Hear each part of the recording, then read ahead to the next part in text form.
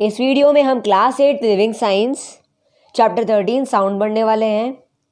हम हर दिन बहुत टाइप ऑफ साउंड सुनते हैं।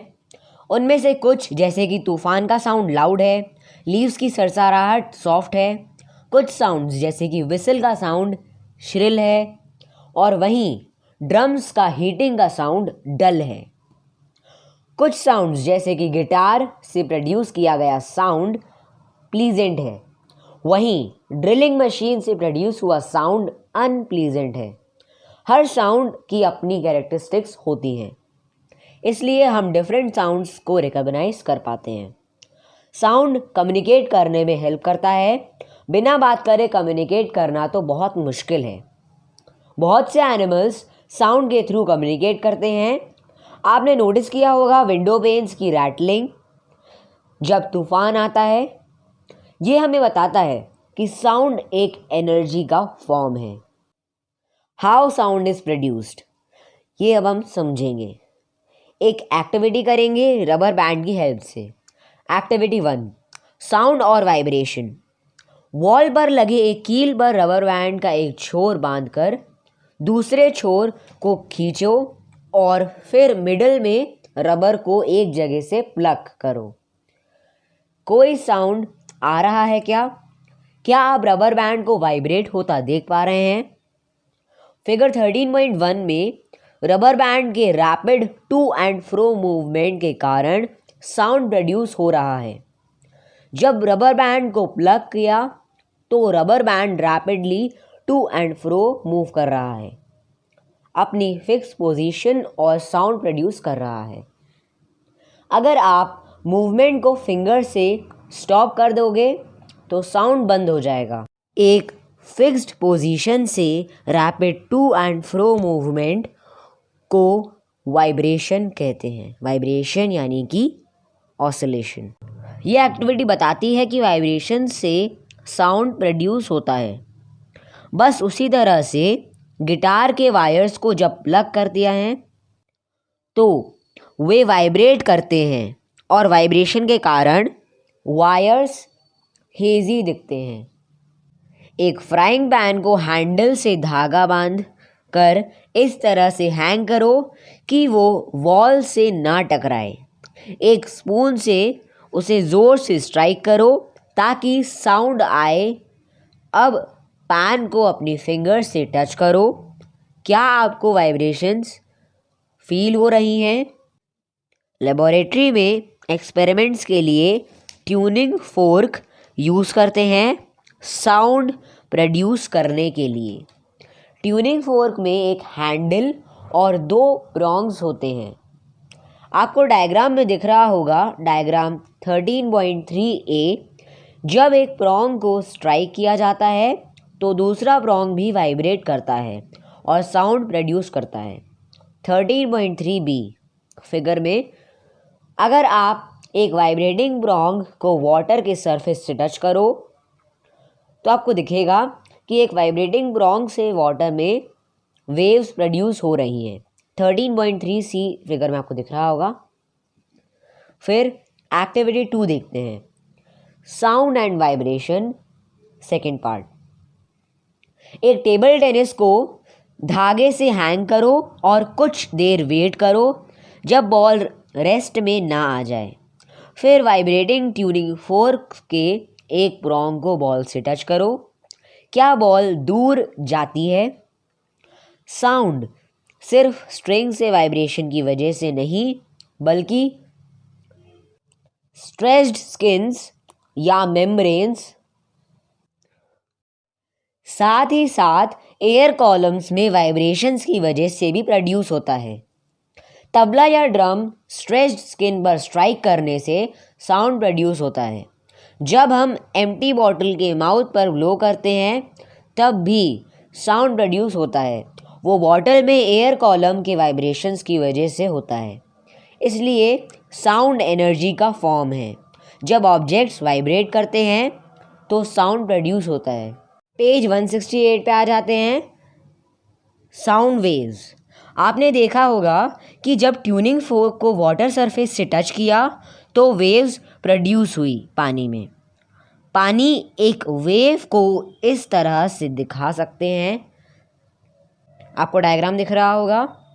साउंड वेव्स के फॉर्म में एयर से लिक्विड से या सॉलिड से ट्रैवल करती हैं। हालांकि वाटर की वेव्स डिफरेंट होती हैं, पर उनको रिप्रेजेंट इसी तरह से करते हैं।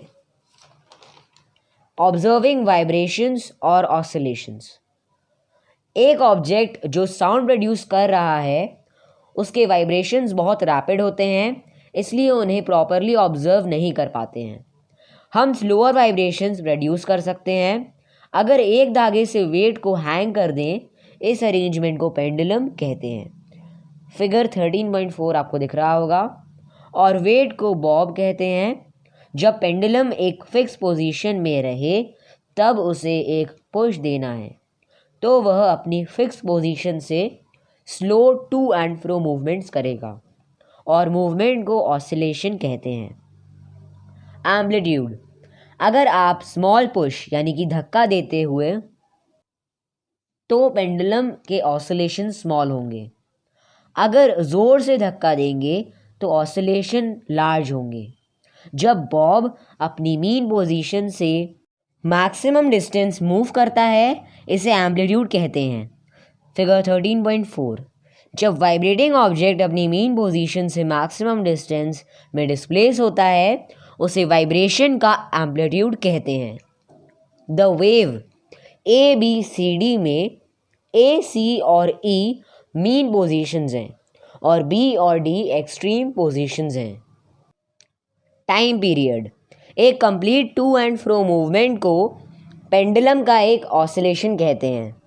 जैसे कि जब बॉल O से A तक जाती है और फिर O पर आती है और फिर B तक जाती है और फिर O पर आती है, एक ऑसिलेशन है। 13.4। एक ऑसिलेशन का टाइम कैलकुलेट करना मुश्किल होता है, इसलिए आप 10 ऑसिलेशंस का टाइम लो और टोटल टाइम को 10 से डिवाइड कर दो, तो आपको एक ऑसिलेशन का टाइम मिल जाएगा। और अगर आप डिफरेंट एम्पलीट्यूड के लिए 10 ऑसिलेशन की रीडिंग लेते हो तो भी एक ऑसिलेशन का टाइम टेकन सेम होगा, एम्पलीट्यूड कुछ भी हो। एक ऑसिलेशन के लिए पेंडुलम को जो टाइम लगा उसे पेंडुलम का टाइम पीरियड कहते हैं और यह सेम रहता है जब तक पेंडुलम की लेंथ को ना चेंज किया जाए। नेक्स्ट टॉपिक है फ्रीक्वेंसी। 60 सेकेंड्स में जितने ऑसिलेशंस प्रोड्यूस हुए हैं उन्हें काउंट करके 60 से डिवाइड करेंगे तो ये आपको नंबर ऑफ ऑसिलेशंस पर सेकेंड देगा, यानी कि एक सेकेंड में कितने ऑसिलेशंस हैं, इसे हम फ्रीक्वेंसी ऑफ ऑसिलेशंस कहते हैं। गिवन लेंथ के पेंडुलम के लिए फ्रीक्वेंसी कांस्टेंट होती है। फ्रीक्वेंसी को हर्ट्ज में मेजर किया जाता है। अगर पेंडुलम हर सेकेंड में 5 ऑसिलेशंस करता है तो उसकी फ्रीक्वेंसी 5 हर्ट्ज होगी। अब हम साउंड की कैरेक्टरिस्टिक्स पढ़ते हैं। हम बहुत से साउंड्स को रिकॉग्नाइज कर लेते हैं बिना ये देखे कि ये साउंड किस ऑब्जेक्ट से आ रहा है। ऐसा इसलिए होता है क्योंकि ये सारे साउंड्स एक दूसरे से डिफरेंट हैं। तो क्या आपने कभी सोचा है कि हर एक साउंड किस फैक्टर्स की वजह से डिफरेंट होता है? जो फैक्टर्स साउंड को एक दूसरे से डिफरेंट बनाते हैं उन फैक्टर्स को साउंड के कैरेक्टरिस्टिक्स कहते हैं। लाउडनेस, पिच और क्वालिटी फैक्टर्स हैं। तो अब हम लाउडनेस को पढ़ते हैं। एक्टिविटी 3 दी हुई है, इसमें हम एक्टिविटी 1 को कंटिन्यू करके रबर बैंड को प्लग करना है हमें सॉफ्टली। ये सॉफ्ट साउंड प्रोड्यूस करेगा। अब हार्ड प्लग करो। अब ये ग्रेटर एम्पलीट्यूड से वाइब्रेट करेगा और लाउडर साउंड प्रोड्यूस करेगा। बस उसी तरह जब आप ड्रम को सॉफ्टली स्ट्राइक करते हो तो सॉफ्ट साउंड प्रोड्यूस होगा और अगर हार्डली स्ट्राइक करते हो तो लाउडर साउंड प्रोड्यूस होता है। तो हम कह सकते हैं कि वाइब्रेटिंग ऑब्जेक्ट से जो साउंड प्रोड्यूस हुआ है उसकी लाउडनेस वाइब्रेशन के एम्पलीट्यूड पर डिपेंड करता है। लाउडनेस एम्पलीट्यूड के स्क्वायर के प्रोपोर्शनल होता है, या हम कह सकते हैं लाउडनेस प्रोपोर्शनल होता है स्क्वायर ऑफ एम्पलीट्यूड के। इसका मतलब अगर एम्पलीट्यूड डबल कर दें तो लाउडनेस 4 टाइम्स बढ़ जाती है। अब नेक्स्ट फैक्टर पढ़ते हैं जो कि है पिच। एक साउंड कितना हाई है या कितना लो है उसका मेजर है। तो हम कह सकते हैं कि पिच साउंड के हाई या लो का मेजर है। एक श्रिल साउंड का हायर पिच होता है डल साउंड के कंपेयर में, जैसे कि वुमेन के वॉइस का हायर पिच होता है मेन के वॉइस के कंपेयर में। एक्टिविटी 4 देखेंगे। वाइब्रेशन की फ्रीक्वेंसी और साउंड की पिच देखना है। अब एक्टिविटी 1 में जो रबर बैंड था उसे स्लाइटली स्ट्रेच करो और स्ट्राइक करो, एक डल साउंड प्रोड्यूस करेगी। अब इसे हार्ड पुल करो और फिर से स्ट्राइक करो, अब ज़्यादा श्रिल साउंड प्रोड्यूस होगा। दोनों केसेस में वाइब्रेशंस को केयरफुली ऑब्जर्व करो। आपको पता चलेगा कि जब श्रिल साउंड प्रोड्यूस हुआ तब रबर फास्टर वाइब्रेट कर रही थी डल साउंड के कंपेयर में। इसका मतलब कि साउंड की पिच सोर्स के वाइब्रेशन के फ्रीक्वेंसी पर डिपेंड करता है। जितनी ज़्यादा फ्रीक्वेंसी होगी उतना ज़्यादा पिच्ड साउंड होगा। वुमेन के वॉइस की फ्रीक्वेंसी ज़्यादा होती है मैन वॉइस की फ्रीक्वेंसी से। गिटार या सितार के पतले वायर्स हाई पिच साउंड देते हैं और वायर्स के कंपेयर में, पर पतले वायर ज़्यादा फ्रीक्वेंसी से वाइब्रेट होते हैं मोटे वायर्स के कंपेयर में। अगर गिटार के वायर्स को लाइट करते हैं तो साउंड की पिच बढ़ जाती है और यही तबला की स्किन में भी होता है। अगर स्किन को टाइट करेंगे तो हायर पिच का साउंड प्रोड्यूस होता है। हमें डायग्राम में दिख रहा है कि सॉफ्टर साउंड में लो एम्पलीट्यूड होता है, लाउडर साउंड में हाई एम्पलीट्यूड होता है, डल साउंड में लो फ्रीक्वेंसी होती है और श्रिल साउंड में हाई फ्रीक्वेंसी होती है। अब क्वालिटी फैक्टर देखते हैं। क्वालिटी, अगर सितार या गिटार के वाइब्रेटिंग स्ट्रिंग को सेम पिच और लाउडनेस देने के लिए एडजस्ट करें तो भी उनके साउंड को हम डिस्टिंग्विश कर पाएंगे एक दूसरे से। ये साउंड की कैरेक्टरिस्टिक की वजह से होता है और इस कैरेक्टरिस्टिक को क्वालिटी कहते हैं। स्टडीज़ बताती हैं कि ज़्यादा वाइब्रेटिंग ऑब्जेक्ट सिर्फ एक फ्रीक्वेंसी का साउंड नहीं जनरेट करते हैं, वे अदर फ्रीक्वेंसीज को भी जनरेट करते हैं। पेज 170 देख लेते हैं। जब सितार में नोट प्ले होता है तब वह सर्टेन फ्रीक्वेंसी का बेसिक साउंड प्रोड्यूस करते हैं, उसे फंडामेंटल कहते हैं। इसके साथ वह दूसरी फ्रीक्वेंसीज के साउंड का मिक्सचर भी प्रोड्यूस करते हैं और सभी की लाउडनेस डिफरेंट होती है, उन्हें हार्मोनिक्स कहते हैं। अगर सेम नोट को गिटार में प्ले करें तो फंडामेंटल तो सेम होगी पर हार्मोनिक्स और उनकी रिलेटिव लाउडनेस अलग अलग होगी। इसलिए हम गिटार और सितार में सेम नोट प्ले होने के बाद भी उसे डिस्टिंग्विश कर लेते हैं। इसलिए एक साउंड की क्वालिटी साउंड की फ्रीक्वेंसीज और उसकी रिलेटिव लाउडनेस पर से डिटरमाइन होती है। अब देखेंगे कि साउंड कैसे ट्रैवल करता है। जब कोई ऑब्जेक्ट वाइब्रेट करता है तो अपने एडजेसेंट एयर मॉलिक्यूल को सेम फ्रीक्वेंसीज के साथ वाइब्रेट करता है और इस तरह से अपने वाइब्रेशंस नेबरिंग मॉलिक्यूल्स में ट्रांसफ़र करते हैं और ये प्रोसेस चलता रहता है। डायग्राम 13.6 ए में वाइब्रेटिंग ऑब्जेक्ट से वाइब्रेशंस सारी तरफ ट्रैवल कर रहे हैं, इसलिए वाइब्रेशंस की लहरें वाइब्रेटिंग ऑब्जेक्ट से चारों तरफ फैलती है। ये उसी तरह है जैसे कि जब एक स्टोन को पानी में फेंके तो वेव्स प्रोड्यूस होती हैं। जिस तरह से पानी की वेव्स कुछ समय बाद बंद हो जाती हैं, उसी तरह से एयर वेव्स भी कुछ डिस्टेंस ट्रैवल करने के बाद बंद हो जाती है। जब वाइब्रेशंस के एम्पलीट्यूड ज़्यादा हैं इसका मतलब साउंड जितना लाउडर है उतना ज़्यादा डिस्टेंस ट्रैवल होगा ख़त्म होने से पहले। अब हम देखेंगे कि हम कैसे साउंड को सुनते हैं। हमारे ईयर्स सेंसरी ऑर्गन्स हैं, ये हमें साउंड को सुनने में हेल्प करते हैं। डायग्राम 13.6b में देखेंगे कि इसका सिर्फ आउटर पोर्शन ही दिखता है, बाकी डेलिकेट ईयर का रेस्ट पार्ट स्कल के अंदर है।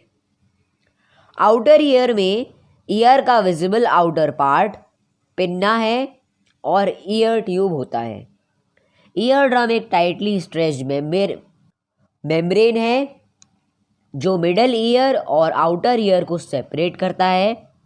मिडल ईयर में 3 बहुत छोटे इंटरलॉक्ड बोन्स होते हैं। 3 बहुत छोटे इंटरलॉक्ड बोन्स होते हैं। Inner most bone inner ear से कनेक्ट होता है टाइनी विंडो से। इनर ईयर में हियरिंग के coiled organ, semi circular canals जो कि बैलेंस का ऑर्गन होता है, और ऑडिटरी नर्व है। एक वाइब्रेटिंग ऑब्जेक्ट एयर मॉलिक्यूल्स को वाइब्रेट करता है। जब ये वाइब्रेशंस हमारे ईयर में पहुंचते हैं तो पिन्ना इन्हें कलेक्ट करता है और ईयर ट्यूब में फनल करता है। फिर ये ईयर ड्रम को स्ट्राइक करते हैं जो सेम फ्रीक्वेंसी से वाइब्रेट करता है, जिसकी वजह से मिडल ईयर की डेलिकेट बोन्स वाइब्रेट होती हैं। ये बोन्स वाइब्रेशंस को एम्पलीफाई करता है और इनर ईयर में ट्रांसमिट करता है। ये वाइब्रेशंस हियरिंग ऑर्गन में टाइनी हेयर सेल्स को स्टिमुलेट करते हैं और नर्वस सिस्टम के ऑडिटरी नर्व में सिग्नल सेंड करता है, और ऑडिटरी नर्व ये सिग्नल ब्रेन तक ले जाते हैं और हम सुन पाते हैं। अब एक्टिविटी 5 देखते हैं। इसमें एक प्लास्टिक ग्लास के बॉटम को कट करो और एक रबर बलून टाइटली उसको कॉर्नर में लगा लो एक स्ट्रिंग से बांध के। अब कुछ चावल के दाने स्ट्रेच्ड बलून में डालो। अब एक मोबाइल के ऊपर ग्लास को रखो और मोबाइल में कॉल करो। जब इसमें रिंग आएगी तो क्या चावल के दाने ऊपर नीचे होकर गिरेंगे? ये बताता है कि जब साउंड रबर से टकराता है तो रबर वाइब्रेट करती है। इसी तरह ईयर ड्रम भी सेम वे में वाइब्रेट करता है। हमें फैक्ट दिख रहा है कि ये बताता है कि कभी भी कोई हार्ड या शार्प चीज़ अपने ईयर में अंदर नहीं डालनी चाहिए। ये हमारे ईयर ड्रम को डैमेज कर सकती है और हियरिंग को भी।